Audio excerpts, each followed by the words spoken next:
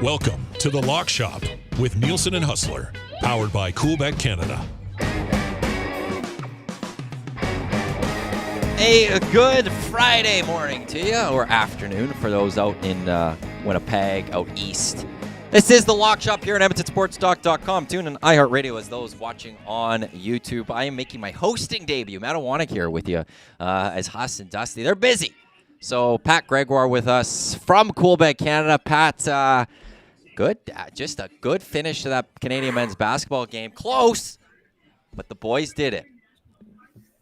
The boys did it. The boys went unbeaten, and it seems like whenever Canada goes up in international play against Spain, it's never easy. No. It's never easy. But these are the wins that, me as someone who grown up watching Canada basketball, begging and pleading for the best players to play. Like, this is a different generation. This group finds ways to win, and that's something that's special. Unbelievable game, though. Unbelievable grit. And let's be honest, this means so much more for Spain. They win, they're in. They get number one seed. But if they lose, they're out. They're done. Their Olympics is over. So for Canada to be able to battle through, knowing they're already punched their ticket, yes, this helps their chances to go deeper with a higher seeding. But there was so much more on the line for Spain. Kudos to them. But Canada really coming out with a gritty win here. Well, it's really wild to think that, historically, when you get to FIBA events, it's the Spains of the world, it's the Greaces of the world that are always, difficult, Australia even. And here it is, Canada gets the toughest group at these Olympics, and they go 3-0. And yeah, we have great players, but it's still just so wild to think that here we are at an Olympics, and Canada was going in as the second best favorites to, win this all. If you take the Americans out of it, I know with the Coolbet, there's the without America. They are the favorites in that sense. And they've gone out and proved it through 3 games, which is just ridiculous to think, It is. It really feels like we were almost expecting, okay, we're not going to run the table. Look, we're in the group of the death. It can never be easy for Canada. Always dealt the hard hand, but instead they come out, they run the table. Yeah, there were some close games. Look, even the opener against Greece, they pretty much cruise the entire way. Greece comes back, makes it close, and then they step on the throat. And that's the one thing that this Canadian team has that leads me to believe that they can go on a deep run, that they're able to end up on the podium. They could give Team USA a fight as they have big-time players, guys that step up in big moments, guys. It's not just SGA. Mind you, SGA was brilliant once again, 20 points. But Andrew Nembhard, what a coming out party on the national stage for him. He had 18 points. RJ Barrett finished with 16. He has been so good. That over 15.5 points has just been cashing like nobody's business. He hits that big 3 to kind of gain separation. This team is just so likable. They have superstars, but they play like a team. And, I mean, if you're not watching this and if you're not falling in love with this group, check your pulse, because this is one of the more likable, not just Canadian basketball teams, but one of the most, most likable Canadian teams on a national stage that we've ever seen. It's wild that it's Jamal Murray's clearly still banged up. He's injured. We're not seeing Jamal Murray being Jamal Murray. No. What could have been if Jamal Murray was perfectly healthy for this, and maybe he finds that one game that really elevates Canada even further. I'm just now very intrigued. I don't know if you know how the knockout stage works. I'm seeing various things with this. I think there's still a good chance that Canada might see the Americans before a gold medal game, depending on how the pots work, which would just be a shame, It would really suck. It would suck a lot, because I think when you look at the teams, it's hard to argue that U.S. and Canada aren't number 1 and 2. Of course, from a Canadian bias aside, yeah, you want to stay away from that American team as long as possible. To be quite honest, I've heard a million different things in regards to these pods, how they work. I know Huss was pretty adamant on the show yesterday that if they did win today, that they would stay as far as away from the U.S. as possible. But I think Germany's going to finish higher than them just based on that points differential, right? Well, even France, too, could finish a bit higher. If France wins, because Canada's plus 20 right now, point differential, I think. And France is plus 16. So they would just have to win by like 5 points. They'd have a better differential. But I guess if you're Canadian, you're kind of cheering for France to win like by a couple of points. Because then I think that elevates Canada into the top pot. Because what it says, based on Wikipedia, it says pot D comprises of the top 2 ranked first place teams from Group phase. So America's 1. Germany's plus 33. Canada can't catch them. So it would have to be France being less than plus 20 for Canada, I think, to fall into that top one, which guarantees no U.S. But if they do fall into pot E, and I don't even know why they're pot D's, E, F, and G's, and they're not starting with A or whatever, but who knows? I also don't even understand that there's a point given to a loss. Like, that makes zero sense to me as well. But then if the pot, maybe they land somewhere outside of the U.S., but this has absolutely been fun to watch, and we'll see how this fully plays out. France, Germany coming up later today. I think that's at 1 o'clock. So we'll have, I think you're right. Yeah. I think we'll have better 1 o'clock Edmonton time. So we'll have better clarity for that moving forward. Let's stay on the Olympics here a little bit. Or actually, is there anything like that you'd be looking at betting wise moving forward? Like there wouldn't be any lines yet for the knockouts. But in your mind, what would you kind of maybe be thinking that you'd be paying attention to once the knockout stage gets settled here? Well, I think if you missed out on some of those medal opportunities for Canada, or potentially even for them to win or top team without Team USA, keep your eyes on that, because I think you might actually be able to get a better number depending on where they actually do end up in their pods. So yes, the whole likelihood is like if they do have to play a Team USA in the semifinals, they could still end up with bronze. So yes, their path is becoming more difficult if that's the case, if that's what we find out, that they are going to have to play U.S. before the gold medal game. The likelihood is that you're going to get a better number on Team Canada to find that podium. So just something to keep in mind. To be quite honest, I had a couple of player props. That was enough for me. Like, I'm not betting on this team. I have enough invested with this team emotionally. I don't need to be putting my money on it. I don't know. I'd be pulling my hair out if I had money on that game. That's another thing that I think we kind of discussed, or I think it was Dusty discussed on maybe the show this morning. I was listening, saying that, you'd never want to bet against Canada, but, them being 9-point favorites is crazy against a Spain team who, A, is historically a very strong team, but B, is fighting for their lives. It really didn't make sense. I'd never put my money on Spain against Canada, but that seemed like that would have been a really good bet. And you kind of almost, if you did have the stones to do it, that would have been the best case scenario. Spain covers, loses, Canada wins. Yeah, it's also, I think, what we've seen from Canada through now 2 of the 3 games. They're gonna make it close. They're gonna get us on the edge of our seat. We're gonna be sweating. So maybe if Canada's ever at a higher number, maybe stay a little bit away from that. By the way, France, Germany. France on the money line plus 139. Germany minus 169. So Germans 3.5-point favorites going into that game later today. Tomorrow will be U.S. Puerto Rico. 34.5-point favorite to the Americans. It's just crazy. Ridiculous. I would almost want to look at Puerto Rico in that one. That's a high number, and I know how good the Americans are great, but like they're going to be through. Like they're already through. They're going to win that game. I don't think we're going to be seeing a lot of like LeBron and Steph Curry fully in that one. What do you think about when you see a line like 34.5 with U.S. and Puerto Rico? Yeah, there was a pretty crazy number on South Sudan, a couple games ago, and U.S. figured out a way to cover that. But if you looked at the exhibition game, South Sudan really gave them a run for their money. I ended up betting South Sudan just because the number was so big. Didn't work out with me, but I think if you play the percentages with a team like U.S. that also are trying to get different guys in the rotation, not just to find their groove, but just to give them an opportunity to play and say that they played at an Olympics. So, LeBron's probably going to play a little bit and then sit down. KD is going to play a little bit and sit down. Mind you, their bench, they probably could field Team USA 2 and end up winning a medal as well. So it's not like their bench is a bunch of scrubs, but you said it. They're through. It doesn't really matter. They're going to win this game. This is also an opportunity of a lifetime for Puerto Rico. Like, when are some of these guys ever going to have an opportunity ever again to go up against a guy like LeBron James, go up against KD, go Steph Curry, you name it. So this is their Super Bowl essentially. So, I mean, I'm not saying, put the house on it, stay cool, bet responsibly. But if you want a little bit of a fun bet, take Puerto Rico plus the points.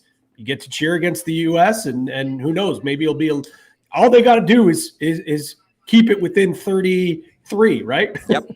Wow, 34. You get that 34th point there. There you go. It's exactly. As you guys were doing the golf picks on Wednesday, I think you threw out that there was the anti-U.S. one, like almost like no American medals or something. And you put it perfectly. Like, you just get to cheer against the Americans. Like, so exactly. That you put a sprinkle on Puerto Rico here, then it's just you're adding on to the why you're cheering against the Americans here, which as a Canadian, who doesn't want to do that? Except I don't know if Dusty has brought it up at all on the show. He said it to me privately, and I keep bringing it up on the airwaves here at EST. He says he could not cheer for Dylan Brooks against LeBron James, even with Team Canada. Oh, my God. Right? Really? He's Canadian, dude. Like Dusty. Like, how could you cheer for LeBron over Dylan Brooks when Dylan Brooks is wearing the Canadian jersey? I don't care about the NBA. I don't care about any other moment. It should be Canada above all else. Dylan the villain, man. He is our villain. We get to, like, when he's an asshole for us, he's our asshole. He's our jerk. When he's in the NBA playing for the Rockets, wherever he ends up, like, you can hate him. You can absolutely hate him. But I'm sorry. I 1,000%. And I'm not a big LeBron guy, so I don't really have I'm not probably the guy to ask anyways, but give me a break. It's Canada. As soon as you put that maple leaf on, you're one of ours. I don't care what you do outside of it. You can dislike it, but as soon as you put on the red and white, you're one of our guys, and I'm giving you your support. I know Dusty is as big as a LeBron guy as you can get, so I get it. I respect it, but not for me, man. No way. I don't respect it for this one because you're Canadian first. Like, that should be the thing. If you're just, and look, I'm a Laker guy. I'm a Laker fan. I've been since Kobe, Shaq, Phil days of the early 2000s. And it's LeBron's my guy now. But I'm sorry. Like, if Dylan Brooks wants to nut LeBron again, go for it. I don't care. This is the Olympics, and this is Canada, and we're all in on Canada winning this. So there's absolutely, you should never be thinking of LeBron James over a single Canadian player if these two teams meet. So nope, can't happen. If Canada and U.S. meets, I'm calling out Dusty more on these things. I'm like, who are you taking to? Who you have to and win? And if he goes with the answer that he said, off camera, you take his passport. Get him to hand over his passport, hand over his nationality. He can go apply to be an American because I'm sorry, you can't do it. You can't do it. Thank you. But yeah, I'll keep him on his toes. We'll have to keep him on his toes on that one. Let's quickly talk about the Olympics golf that's going on with your guys' bet. Like, Xander Schauffele, just continue to roll. I know you guys had him a lot in some of those bets you have. He's in the tied for first with Matsuyama and Fleetwood. If Schauffele goes out and wins the Olympic gold, when was the last time someone had such a good season? When, the fact he's already won the PGA, he won the Open Championship. If you throw an Olympic gold, like, when's the last time we've seen a golfer have this type of season? Oh, man, it's tough to say. I think maybe one of the years, even like we saw Spieth have really strong years. Like, I think it's got to go back to Tiger, honestly. I really do. And the thing that makes this season that much more special is the fact that halfway through the year, after Scottie Scheffler, wins all these elevated events, wins the Masters, we kind of forget about Xander Schauffele and the player he is. Now he is taken over. He has gone from a guy that everyone says he's the guy that can't get it done, can't win with the big events. Now, all of a sudden, he's the big game hunter. He's the big game player if he's able to walk away with a gold medal, defending his gold medal. Because up until this season, the only real quality, I don't want to say quality, but like maybe premier event that he has won was that gold medal. And now he's on a tear. He's on a different level. Again, another really good round today. He shot 65 yesterday, 66 today. You have to have that conversation of who is the best golfer in the world. 9 times out of 10, up until maybe a month ago, even though Xander had the one major win, I think a month ago you say, it's still Scotty Scheffler. Yep. It's still Scotty Scheffler. And there are people in the golf community that will still say he's a better golfer. Look at the analytics. Look at the strokes gain number. I'm a big strokes gain number guy as well, too. What we're seeing from Scotty is Tiger-like. But the one thing that's not Tiger-like is he's not dominating in all the majors. And I'm not saying Xander Schauffele is dominating, but for him to have 2 in one season, and then you want to call this maybe a 5th major or a major event that's happened on this calendar, if he's able to walk away with this, I'm sorry. Xander Schauffele is the golfer of the year, and I think you got to start talking about him being the best golfer on the planet. It's hard to argue against that. Scheffler just, look, the numbers could say what they are, but what matters is getting the wins. And he's not getting those now. It just hasn't really fully been the same since the arrest and everything that happened there. It's a nice battle that you can have, and it's a nice conversation now between Schauffele and Scheffler. Anything else stand out to you, though, when it comes to what you've seen through 2 rounds at the golf? Well, I do want to go back to one thing that I think Huss said, and I think it's a big thing in golf, is Scotty Scheffler, and maybe it was a bit tongue-in-cheek, the PGA Tour posted a bunch of those first day of school photos with the golfers, and they said, what's your nickname? How many Olympics has it been? What's your favorite other Olympic sport? And what's your goal for the Olympics? Everyone had win gold for my country, end up on the podium. Scotty Scheffler's was to have fun. And again, that could have been a little bit tongue-in-cheek, but I don't know if Scotty Scheffler has the killer instinct that some of these greats that we've seen in years past have, like Tiger Woods. You talk to anyone who played against Tiger Woods, he would mentally defeat you before the tournament even started because, oh no, Tiger's teeing it up this week. Or, oh no, come Sunday, he's got his red shirt on. I've got 7 strokes on him. Doesn't matter. He's going to eliminate that quickly. We're now starting to see Xander Schauffele have that killer instinct. Look what he was able to do on Sunday at the Open. He's got the killer instinct now. Does Scotty have it? I don't know. I really don't know. I think he is such a nice guy, such a family man, that he's missing that edge. I hope I'm wrong, because he honestly is one of the most talented golfers we have ever seen. But I do feel like he is missing that killer instinct. Looking at the board right now, though, you talk about this. Me personally, I'm sitting pretty. I'm feeling really good after 2. I had a ticket on Xander Schauffele. I made that bet on Sunday of the Open, got it at plus 900. Pre-tournament, I think it was down to plus 650 or plus 600. So I was able to get him, but I'm also on Tommy Fleetwood. Tommy Fleetwood's my guy. I think even if he is to win this tournament, I am still net loss for how many times that I've bet Tommy Fleetwood at a tournament. And it's so Tommy Fleetwood because he can't win on the PGA Tour. He can't win in America. So this will be a massive win for him. But like all his other wins on the DP World Tour, how good he's played on the Ryder Cup, it still won't count as a PGA Tour victory in America. So that would be so fitting. But as everyone knows with golf betting, you can't win a golf tournament through 2 rounds. So lots of golf to go. But when there's 3 players at the top of the leaderboard tied for T1 and you got 2 of them, you got to be feeling pretty good. And for those that haven't paid attention through round 2, Schauffele, Matsuyama, Fleetwood, they are tied at 11 under. Rahm 2 shots back.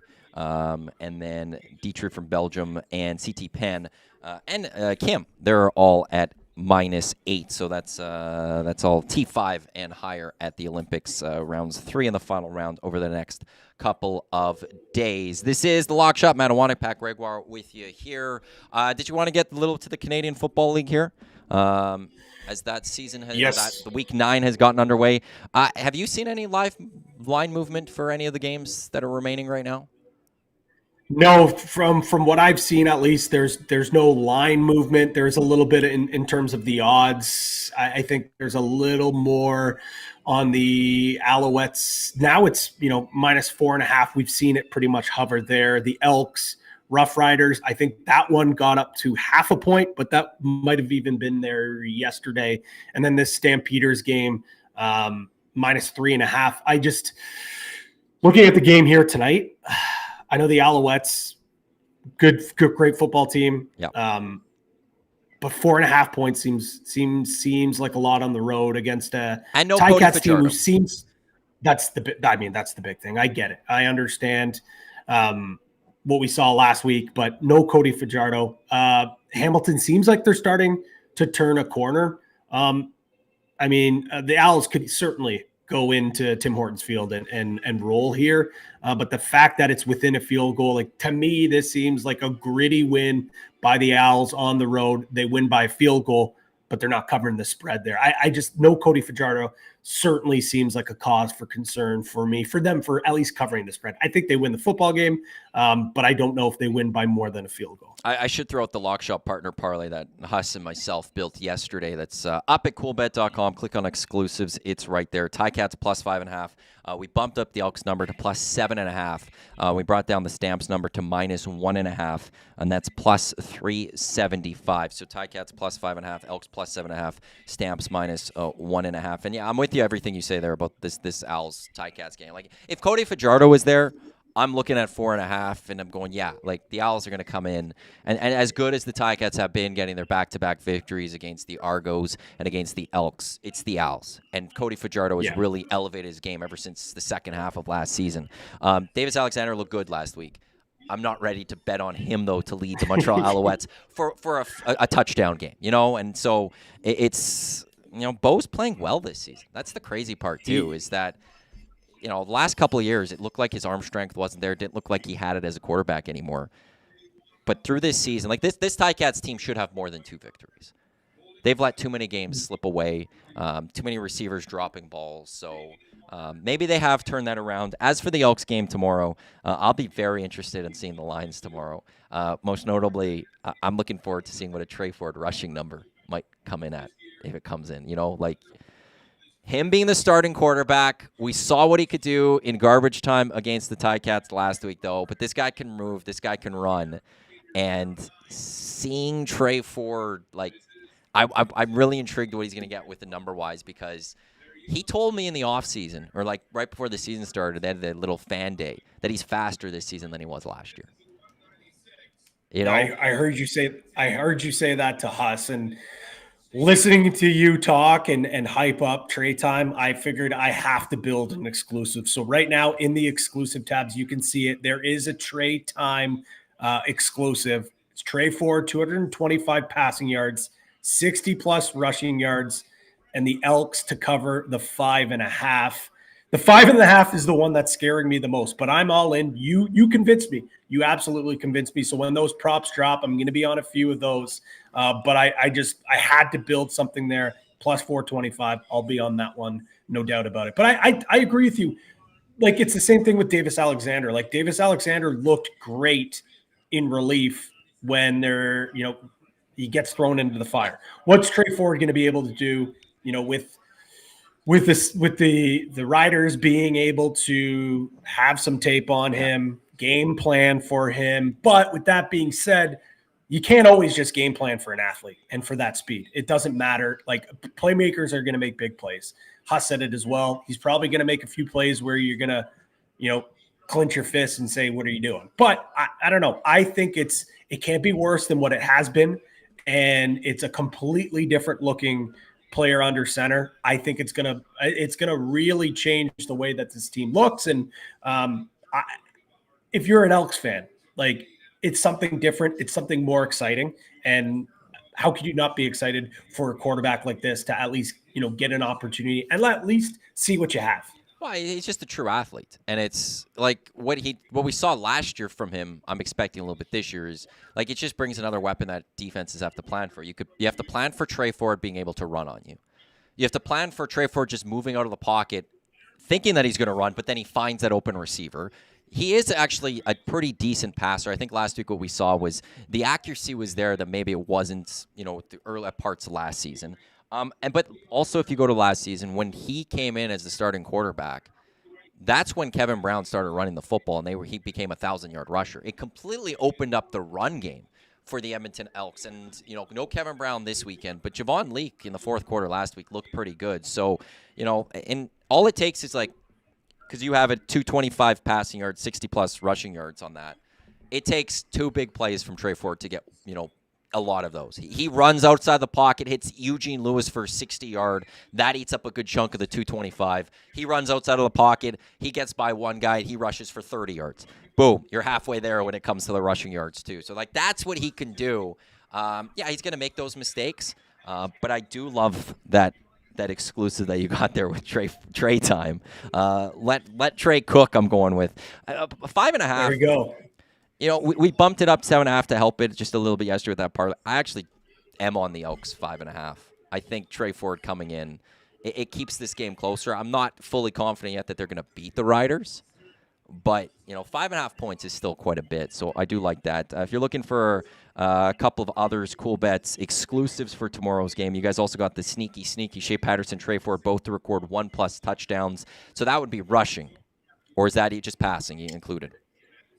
Sorry, which one was that? Let me pull that one up there. Shea Patterson. No, so yeah, those are rushing. Those are rushing touchdowns. Yes. And then for the Riders fans out there are some. Samuel Emilus, 70-plus receiving yards, under 22.5. And the Riders -5.5. That's plus 400. There's also exclusives for the other 2 CFL games this weekend as well. So once again, Coolbet.com. Click on exclusives. Coolbet exclusives for all those CFL ones, and then the Lock Shop Parlay has the parlay that Huss and I built yesterday. I know you've been on it quite a bit though when it comes to Cameron Dukes and his cornrows. I think Dusty told me that you tweeted it. I found it where there's not enough discussion going on about Cameron Dukes' cornrows. Shea Patterson, yes. Shea Patterson. Sorry, yes. Yes. Yeah. I don't think it should be front page national news. I don't know how he's getting away with it. I don't know. I don't understand what it is. Maybe it's my bias because he's a Michigan man, and when he did transfer over to Michigan. I can't. I'm sorry, you can't have cornrows, and especially when you're a mid quarterback like that. I'm sorry, you can't. You just can't have cornrows, and nobody's talking about it. I don't get it. You need to convince Dusty to start bringing it up on the broadcast. Yes, Dusty's got to mention it at some point in one of these games. I think I did text our group chat that we have for the Lock Shop about that, and he did in a commercial break reply back. Part of me thought we were going to get something on the broadcast, but he didn't. But I'll keep pressuring him because I feel like I'm taking crazy pills. I feel like I'm the only person talking about this stuff. It's wild how much Dusty will text while he's on a broadcast, national broadcast. But his phone, he's a pro. He's done fantasy drafts. That we're in the same fantasy league. He's done fantasy drafts while calling a game, so he knows what he's doing. And he still crushes the broadcast. No, there's no doubt. I mean, I do some work with TSN for the National Lacrosse League, and during the playoffs this year, it was actually during Taylor Pendrith's victory on the PGA Tour.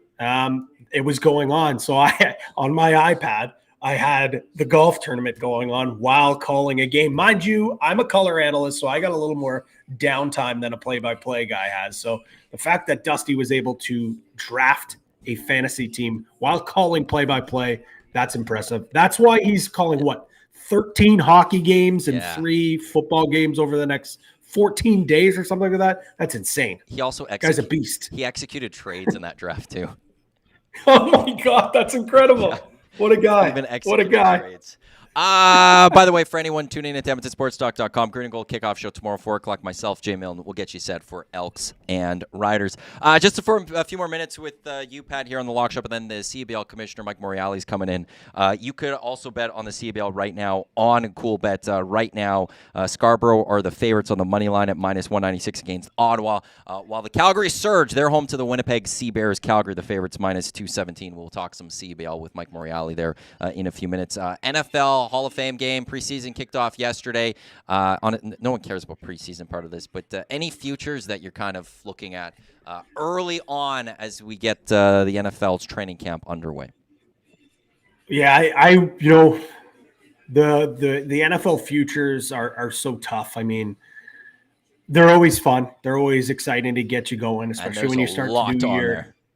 and there's a lot on there. So I imagine over the next couple of weeks on the Lock Shop, we'll be doing a little more of a deep dive. But I figured, you know, we had our Hall of Fame game, so I figured I'd give out one pick. And I know some of the nasties in the chats are going to say, okay, biased Bills fan. But Keon Coleman, 13-1 for Offensive Rookie of the Year, really, really intrigues me just based off what's going on, you know, in camp right now. The Bills lose Stephon Diggs and Gabe Davis. And all of a sudden, Keon Coleman slots into this number 2 spot in their depth chart. He's going to be one of their deep threats. And all things considered from camp, all reports are saying that this guy's an absolute stud. Josh Allen and him are already gaining a lot of chemistry. And again, it's a 13-1 bet when Caleb Williams is plus 175. Like, I get it. This is probably a little bit of a prayer. But when you look at the guys ahead, there's 3 of them that are quarterbacks. And how many outside of what we saw last year, how many first-year quarterbacks come into the league and really light the world on fire? Not many at all. So the next you look at is maybe a Marvin Harrison Jr. Keon Coleman's the next one there. So outside of the quarterbacks, it's either him or Harrison Jr. And I just feel like the way the situation that has kind of been handed over to Coleman is that he's going to get a lot of targets this year. He's going to be on a Bills team that's probably going to put up a lot of points. A Bills team that should, I don't know how competitive or, you know, how much of a contender they actually are going to be, but that's at least the expectations inside that locker room and a lot of people around the league. So Coleman at 13-1, I just see a ton of value. Would it surprise me?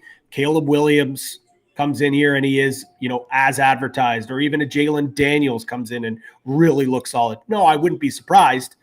But at plus 175, I'm not doing that. Even at plus 600, I'm not doing that for Jalen Daniels. So Keon Coleman, 13-1, Offensive Rookie of the Year. Love the value, and that's going to be one of my first future bets that I do place. To bet on a Bears QB is just crazy. I think that's just absolutely crazy. Like, when's the last time you could be really solid on a Bears quarterback? So, like, I'm not sold on Caleb Williams. I didn't really like him at the USC. They did. You know, they've got a nice receiving core. Bringing Keenan Allen helps. DJ Moore's there. Like, we'll see what they can do. But, like, to win the Offensive Rookie of the Year, like, with what everyone else, you know, with the other quarterbacks, with Marvin Harrison, with Coleman and stuff, you'd have to be pretty impressive. I mean, like, what? The Bears probably have to be, I would think, probably a 6-7 win football team, maybe. I'm not betting on the Bears right now to do that. No, absolutely not. I totally agree. And I wasn't a huge, again, maybe this is my Notre Dame bias coming through as well. I wasn't really a huge fan of him.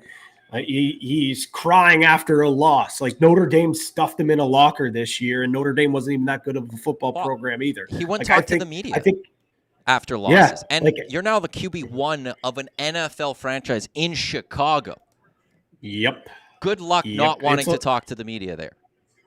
It's not gonna happen. And like I said, it's gonna be tough. There's rarely ever any quarterbacks that come into the league right away and have that maturity to take over a team, take over an offense. And so for me, I don't know. I just, especially at plus 175, like, you never see futures set like that. So, you know, Daniels, a lot of people are super high on Daniels, but again, it's the Commanders. Like, I'm not putting money on a quarterback that plays for the Washington Commanders. Very similar to the Bears, maybe not to as big of an extent. So, and then Bo Nix, I think Bo Nix is a guy, again, I think, you know, fine college quarterback, but he also, it really took him a long time to find his footing in college as well. Like, it wasn't until he got to Oregon where he really started to look really good. So for me, Coleman at that price, you know, it's worth a sprinkle, no doubt in my mind. Yeah, like,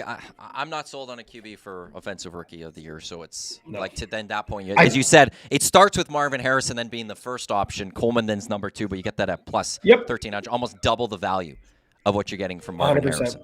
So that's fun. I honestly might bet both those receivers and take my chances that it's not going to be a QB. That's what that actually might be what my strategy is here. For regular season MVP right now, by the way, just throwing this out there to everyone, Patrick Mahomes plus 600, Josh Allen plus 800, CJ Stroud plus 900, and then Burrow and Lamar Jackson both at plus 1,000, rounding out the top 5. And then Jordan Love actually 6, which is a little something there. That was kind of surprising. Yeah, that is kind of surprising. I mean, yeah, what we're seeing with these quarterbacks, it's been a trend for quite some time, but it just feels like more and more quarterbacks that have hardly proven anything are getting paid. But that's kind of the precedence that was set across the league. I mean, you kind of have no choice but to give them those big contracts. Pat, really appreciate this. This was a fun show, and you and I will be doing it again on Tuesday. Enjoy watching more Olympics, and there's going to be a lot to recap on Tuesday.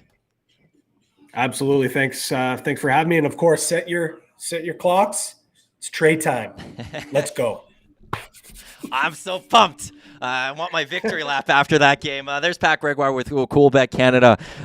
Again, in the exclusives there, they've got the Trey Ford one, which is Trey Ford, 225 plus passing yards, 60 plus rushing yards, and the Edmonton Elks plus 5.5, plus 425 overall for that. The Edmonton Elks, they take on the Riders tomorrow out in Saskatchewan on Sunday. The Edmonton Stingers will be in action down at the Expo Center in playoff action. We don't know who they're playing because the opponent will be decided tonight as the Winnipeg Sea Bears will be taking on the Calgary Surge in 2 playoff games in the CBL today. Also, Ottawa taking on Scarborough earlier in the day. Zach, are we ready to go? Let's bring on the commissioner of the CEBL. It is Mike Morreale. Mike, thanks for joining us here on Edmonton Sports Talk. Appreciate the time.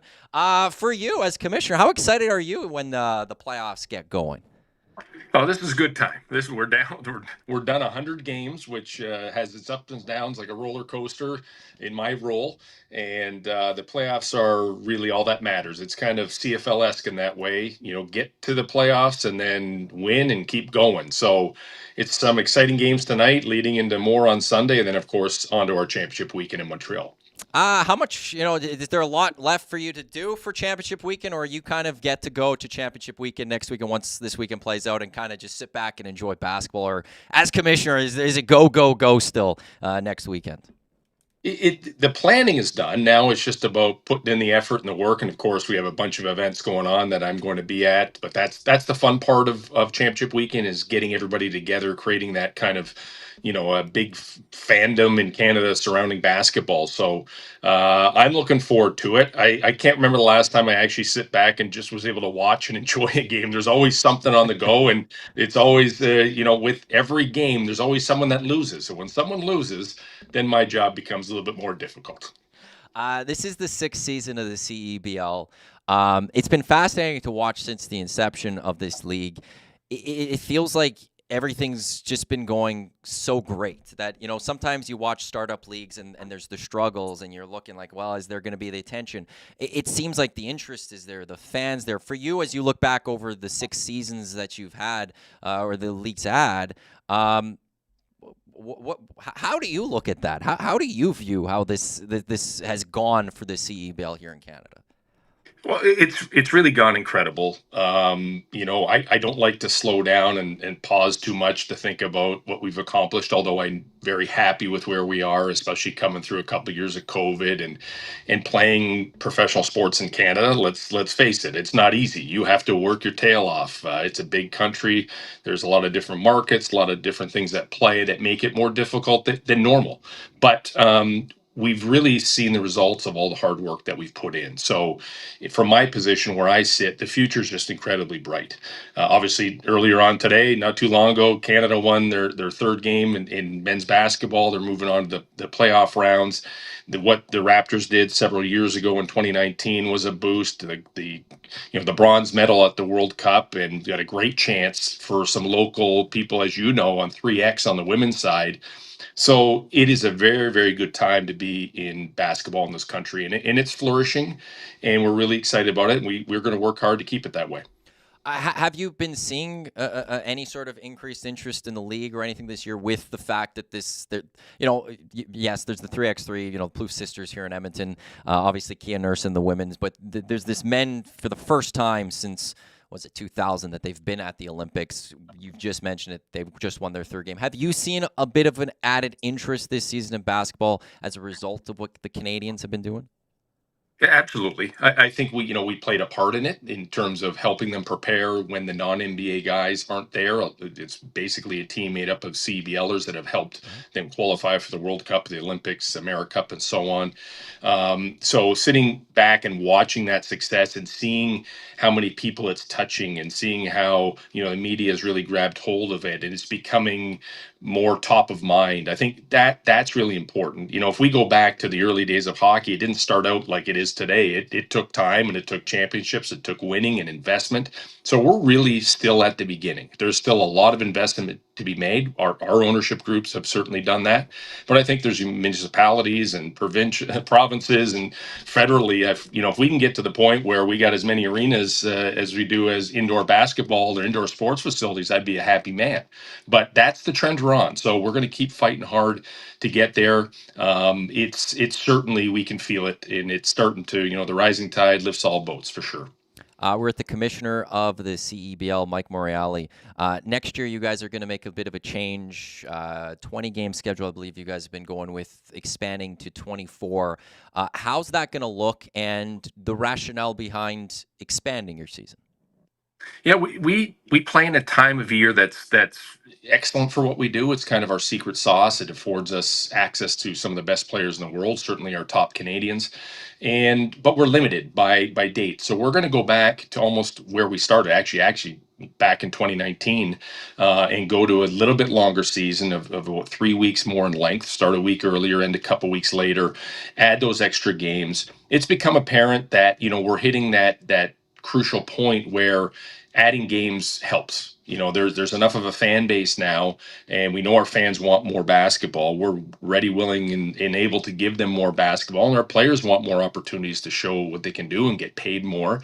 So I think all in all, it works really well, for sponsors, for partners, for players, coaches, team owners, etc. So we're excited about it, and there's further changes on the horizon as we continue to mature. They're all really cool, fun, exciting changes to make our game better. And, we may have to wait another year for some of those, but for leading into next year, that 24 games is really going to help us across the board. Championship weekend, which goes next weekend, is that something that you guys would look to hold on to moving forward, is holding on to a championship weekend and going to one city? Well, again, going back to how we started to where we are now, you can see that things are starting to change in the right direction. So we will and have committed to Winnipeg for Championship Weekend in 2025. It's going to be an unbelievable opportunity. The fan base there is incredible. And so we're really excited about that. But you'll likely see a change beyond 2025. You'll see more traditional type playoff within market games. I think our teams, want and have earned the right to host those games and want the ability to have the fans in the stands to lift a trophy. So you'll see that as soon as 2026, and we'll make those announcements when we're ready to.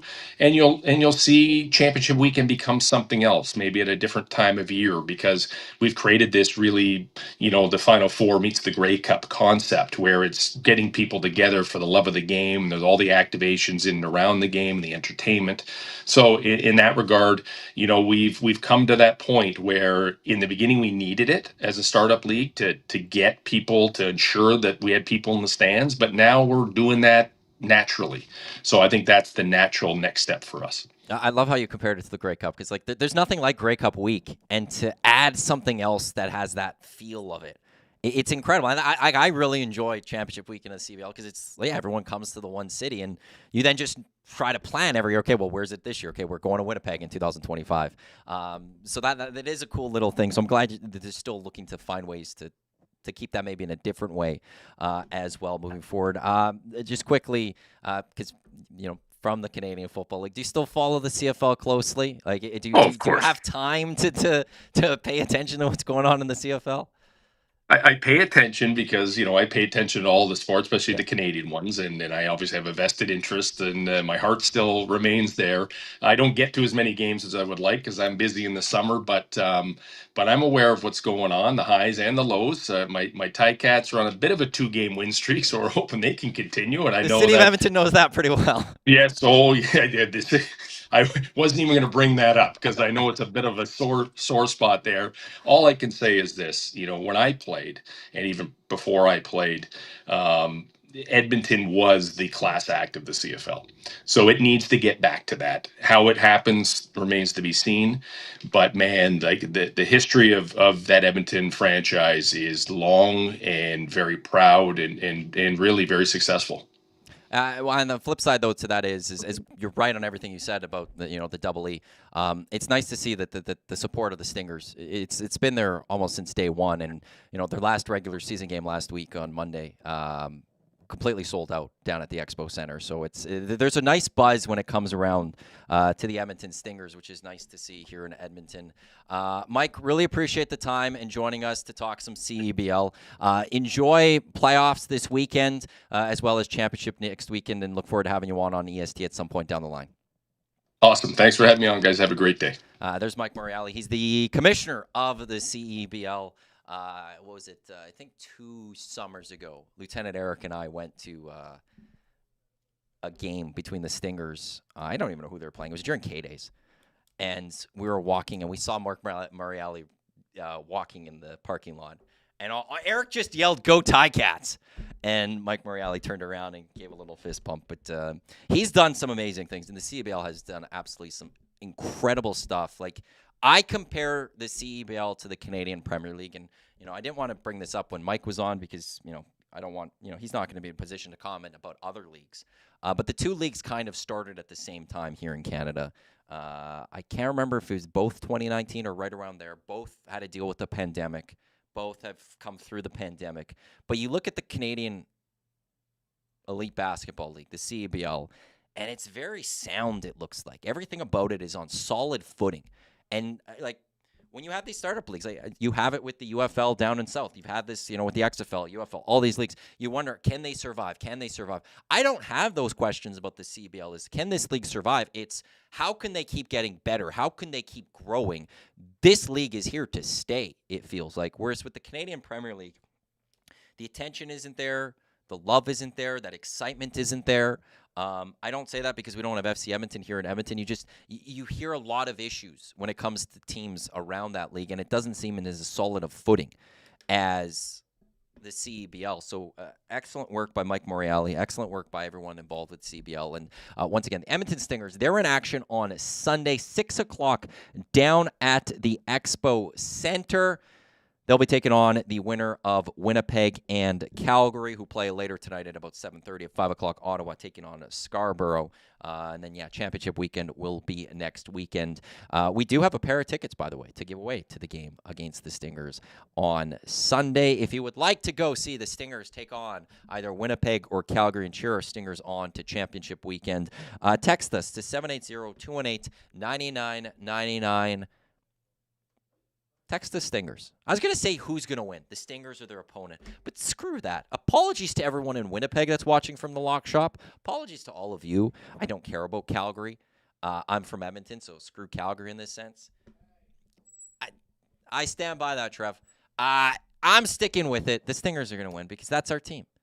Those are our boys, and they actually have been having a great season. If I'm not mistaken, they're the only team that actually has a winning record on the road even, so... Jordan Baker was on the morning show earlier today. Him and the boys, they are playing really good basketball. I'm liking their chances, so just text the Stingers, 780-218-9999, and you will go into a draw for a pair of tickets to the game on Sunday. I'll be in touch with you a little bit after the oil stream with the tickets. I will send them out to you, but I'll be in touch with the winner to get your information for that as well. And a reminder with Coolbet exclusives, the CFL, I didn't even see this one. I'm going to have to go through, the Trey Ford, the Trey time. Let Trey cook. 225 plus passing yards, 60 rushing yards, and the Edmonton Elks to cover 5.5 plus 425. I'm super pumped to see what Trey Ford is going to be able to do tomorrow with this Edmonton Elks team, knowing he's the starter. With the Saskatchewan Roughriders knowing he's the starter, can he find ways, look, he's not going to be perfect like he was last week. 3 drives, 3 touchdowns. Yes, the Ticats did have, that prevent defense to a degree. They still blitzed him, and Trey Ford scrambled to make a great play. How often do you see a quarterback come into garbage time and go 3 for 3 when it comes to touchdowns?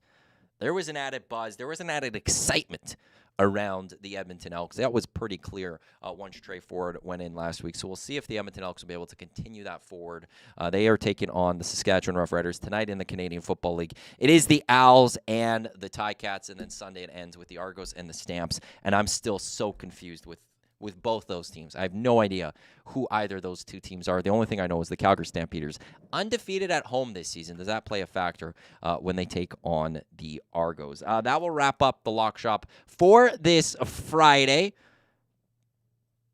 Thanks to Pat Gregoire for jumping on. Him and I, Matt Iwanyk, for those listening on the audio stream that are just tuning in and don't know who's talking right now.